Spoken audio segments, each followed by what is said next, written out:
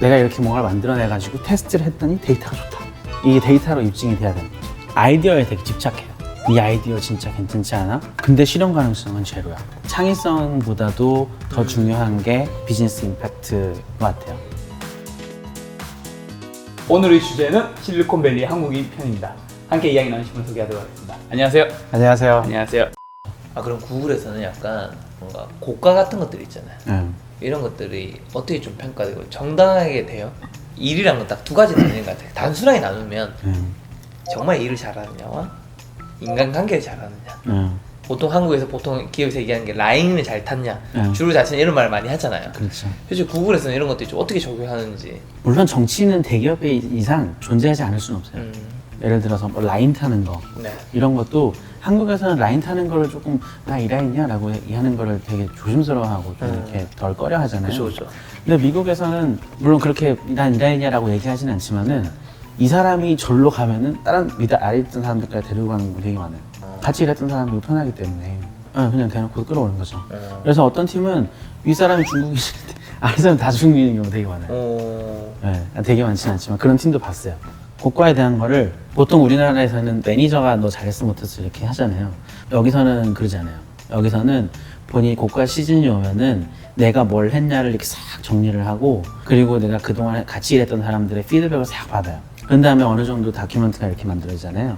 그거를 그 고과 평가하는 커미티에다가 보내요. 그 커미티는 내 매니저라든가 어떤 나랑 같이 일했던 사람이랑 상관없는 그냥 되게 객관적인 사람들이 평가를 하고 그 패킷을 한번 이렇게 쭉 보고 얘는 어느 정도 고가를 받아야겠다라는 게 결정이 나오죠. 내 매니저 혼자서 결정을 하는 게 아니라 내가 얼마만큼 일을 잘 했는지를 데이터로 이렇게 딱 증명을 해내야 되고. 내가 PR을 해야 되는 거군요. 그렇죠.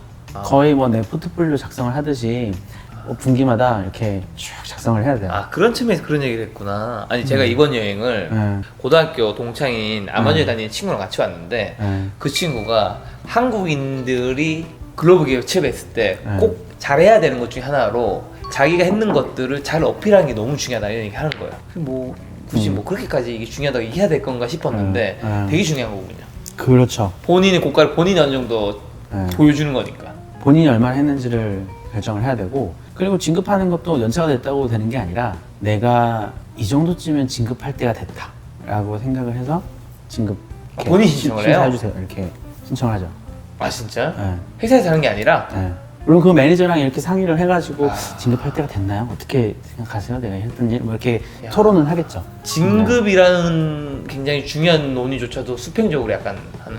진급도 쉽게 시켜주는 게 아니라 내 레벨에 expect 되는 어느 정도의 항목이 쭉 있어요. 그리고 그 다음 레벨에 expect 되는 항목이 쭉 있고 만약에 내가 지금 이 레벨에 있는데 지금까지 해온 거를 보니 이 레벨에 있는 거를 어느 정도 하고 있었어. 그러면은 그때 지금 임팩트 됐다. 심사해 주세요. 이렇게 제출을 하는 거죠.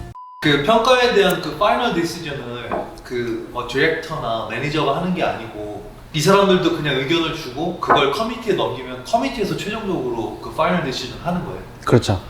그거는 정말 되게 충격적이다. 물론 커미티가 얘가 오케이다 안 오케이다라 보통 나오죠. 근데 그 결제를 VP까지 올라가서 받긴 받아야 돼요. 근데 보통 윗사람들은 커미티가 오케이하면 오케이지 뭐 이렇게 하죠. 그러니까 한국은 보통 디렉터들이 다 결정을 최종적으로 다 하거든요. 네. 그리고 그 피어 이밸리에이션도 별로 사실은 되게 형식적으로 하더라도 별로 그렇게 중요하게 생각하지 않고 그냥 보통은 디렉터가 그냥 다 모든 거의 최종 의사결정들을 다 하는데 디자이너에게 필요한 역량 세 가지 뭐라고 생각하세요? 필요한 역량. 네, 구글 디자이너가 얘기하는 역량 세 가지 좀 궁금하네요.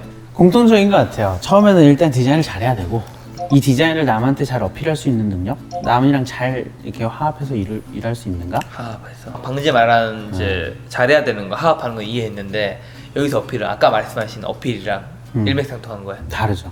여기서 어필은 뭐예요? 아까의 어필은 내가 얼마나 일을 잘 했느냐에 대한 어필이잖아요. 근데 이거에 대한 어필은 내 디자인이 왜 중요하고 니들이 관심을 가져야 되는지에 대한 어필이에요. 내가 디자인을 이렇게 했고 내가 이 디자인을 이렇게 하면은 비즈니스 임팩트가 이렇게 있을 거고 그리고 지금 이 디자인이 충분히 실현 가능하고 이런 거에 대한 거를 잘 알고 그런 걸 잘 얼라인 돼 있는 디자인을 해야 되고 그 디자인을 다른 사람들 앞에 갖다 놨을 때 이거 괜찮겠는데? 할만하겠는데? 라는 생각이 들 수 있는 디자인을 해야 되는 거죠. 어떻게 보면 여기 어필은 설득의 어필이군요. 그렇죠. 스토리텔링이기도 하고 보통 사람들이 디자인 하면은 창의성, 미적 감각 이런 거 많이 따지잖아요. 그쵸. 그건 옛날 얘기인 것 같아요, 제 생각에는. 옛날 뭐 포스터 디자인하거나 뭐 그래픽 디자인적인 면에서는 창의성과 미적 감각이 정말 너무너무 필요하지만은 지금 시대에 와서 UX 디자인이랑 인터랙션 디자인에서는 창의성이랑 뭐 혁신적인 거에 대한 아이디어에 대한 집중보다도 네. 실행에 대한 게 오히려 훨씬 더 포커스가 맞춰져 있는 것 실행? 같아요. 예.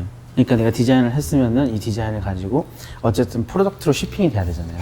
이 shipping이 되는 데까지 정말 험난한 과제들이 정말 많거든요.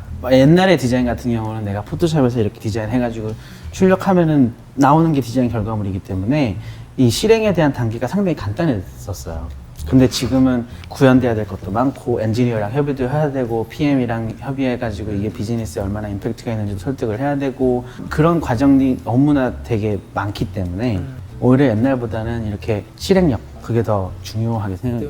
창의성이라는 게 내가 뭔가 이렇게 UI를 만들어가지고 새로운 UI를 만들어냈어요. 이게 아니라 지금은 내가 이렇게 뭔가를 만들어내가지고 테스트를 했더니 데이터가 좋다. 이게 데이터로 입증이 돼야 되는 거죠. 디자인이 얼마나 이렇게 지금 있는 것보다 훨씬 더 괜찮은지 입증할 수 있을 만한 증거를 많이 가지고 와야 되는데 검증된 창의성이 필요한 거군요. 그렇죠. 창의성이라는 게 뭔가 새로운 거를 이렇게 만들어낸다는 얘기잖아요. 제 생각에는 지금 UX에 와서는 좀 더 조립에 가까운 것 같아요. 지금 나와 있는 UI라든가 UI 패턴이라든가 이런 것들을 이렇게 다 보고 맞는 거를 끄집어내가지고 지금 내가 하려는 것과 잘 조립을 하는 게 더 중요한 것 같아요. 제가 보기엔. 새로운 UI 패턴을 만들어내는 거는 그렇게 중요하지 않은 것 같아요. 내가 디자인을 한 이게 고객들한테 어떤 가치를 주고 어떻게 어필을 해서 이게 실제로 비즈니스로 어떻게 연계가 돼서 우리가 돈을 벌어들일 수 있는지까지 그 아까 얘기했던 비즈니스 임팩트가 약간 이런 게 아닌가. 만약에 예를 들어서 페이스북 타임라인 그 페이지 있죠. 네. 타임라인이 1년에 벌어들이는 돈이 1조가 넘거든요. 광고를 통해서. 근데 거기서 뭔가 창의적인 UI를 넣어가지고 뭔가 야 페이스북 이렇게 했어 이거 하기보다는 뭔가 버튼을 이렇게 바꿔가지고 사람들이 더 클릭을 하더라. 이게 더 중요한 거죠. 그런 측면에서 창의성보다도 더 중요한 게 비즈니스 임팩트인 것 같아요. 그렇기 때문에 또 회사에서 유능한 디자이너들한테 돈을 그렇게 많이 주고 있고. 요즘 시대의 창의성은 뭔가요? 참 듣기 좋은 말 같아요. 창의성, 혁신, 창의성. 네. 제 생각에는 창의성이 그렇게 중요한 것 같지는 않아요. 주니어 디자이너들이 많이 하는 실수인데 아이디어에 되게 집착해요. 이 아이디어 진짜 괜찮지 않아? 근데 실현 가능성은 제로야. 그렇게 되면은 그건 아이디어로서 그치는 거죠. 네. 사실 아이디어는 약간 가치가 너무 고평가되고 있다고 생각해요. 아이디어를 어떻게 실현시킬까가 진짜 중요한 거고 같은 아이디어를 하더라도 어떻게 실행시키냐에 따라서 진짜 180도 바뀔 수도 있는 거기 때문에 그 아이디어의 참신함은 제 생각에는 그렇게 중요한 것 같지는 않아요. 아주 고리타분한 아이디어라 하더라도 실행이 정말 깔끔하면은 괜찮아요. 뭐 예를 들어서 우버 리프트 이전에 이 아이디어가 있었고 그거를 실행하는 데가 있었거든요. 네. 근데 그 익세큐션이 되게 안 좋았기 때문에 걔네들이 망한 거예요. 우버나 리프트는 택시를 부르는 데부터 시작해서 도착지까지 정말 스무스한 익스피리언스가 있기 때문에 걔네들은 성공할 수 있었던 거지 아이디어 자체가 참신함보다도 실행이 더 중요한 거죠. 아이디어는 고평가되고 있는 거야. 아이디어는 아이디어에서 그치는 것 같다. 되게 좋았어요 진짜. 아 그래요? 점차 첨단화됐고 점차 창의성이 중요한 세상에 생각하고 있는데 실행이 더 중요하다는 건 좀 약간 뭔가 안 맞는 부분이 있긴 하잖아요. 그쵸? 그러니까 무슨 말인지 저는 다 이해했는데 사람들이 생각하는 것과 좀 다른 부분이 있는 것 같긴 해. 사실 구글에서 봐요. 구글에서도 되게 참신한 프로젝트 얼마나 많아요. 구글 글래스부터 시작해서 뭐 구글이 이메일을 새로 만들어보겠다 시작해서 구글 인박스도 시작을 했었고 근데 지금은 다 안 됐잖아요. 구글 인박스라는 프로젝트가 나와가지고 세상에 나왔는데 뭐 사람들은 쓰는 사람도 있겠지만은 그 지메일의 정통성을 벗어나지 못한 거예요. 사람들은 이미 이게 컨벤셔널한 지메일에 익숙해져 있기 때문에 굳이 인박스로 들어가서 새로운 UI라든가 새로운 패러다임을 학습할 필요가 없는 거예요. 그러니까 이게 아이디어는 좋아도 결국에는 이 사람들이 원하는 정통성이라는 거 그리고 여기는 참신함이라는 거 이 참신함과 정통성이 되게 이렇게 콜라이드를 하다가 정통성이 더 이긴 거죠. 그래서 이쪽은 참신하더라도 오케이 안녕 이렇게 야. 하는 거죠. 어떻게 보면 진짜 혁신 도시 실리콘밸리 와서 그 중에서 가장 최고의 회사인 구글에서 일하고 있는 사람이 실행에 대한 얘기를 하고 있는 거니까 되게 재밌는 것 같아요. 아, 예. 근데 결국에 아무리 좋은 아이디어도 런칭을 해서 그렇죠. 결국에 고객들한테 피드백을 받아봐야지 이게 진짜 좋은 아이디어구나 아니구나 판단이 되니까. 그렇죠. 그게 또 구글적인 또 정신인 것 같기도 해요.